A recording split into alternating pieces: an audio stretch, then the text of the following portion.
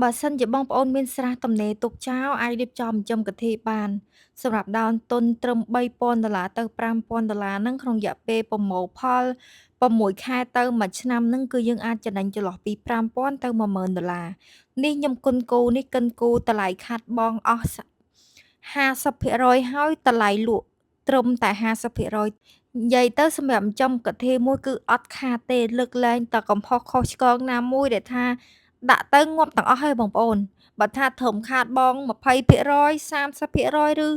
ដល់50%ពេលប្រមូលផលក៏នៅតែចំណេញដែរព្រោះទឹកកន្ធាយយើងនៅមានតម្លៃថ្លៃហើយខ្ញុំព្យាយាមបរៀនបងប្អូនឲ្យរកទីផ្សារខ្លួនឯងតែសួរថានិយាយអញ្ចឹងខ្ញុំអត់ជួយរកទីផ្សារឲ្យមែនខ្ញុំអត់ទិញចូលវិញមែនបើសិនជាបងប្អូនទិញពូជពីខ្ញុំទៅ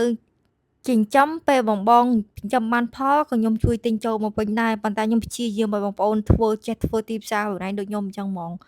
ហើយកុំភ័យខ្លាចខាតបងប្អូនពិសេសឆ្នាំទី2ឆ្នាំទី3ហ្នឹងគឺចំណេញកាន់តែច្រើនទៀតសម្រាប់ឆ្នាំទី1យើងចំណេញដែរតែគ្រាន់យើងចំណេញតិចដោយសារយើងចំណាយទៅលើការរៀបចំច្រើនតែសម្រាប់បច្ចេកទេសគឺខ្ញុំចែកជូនបងប្អូនហ្វ្រីអាចមករៀនដល់ទីតាំង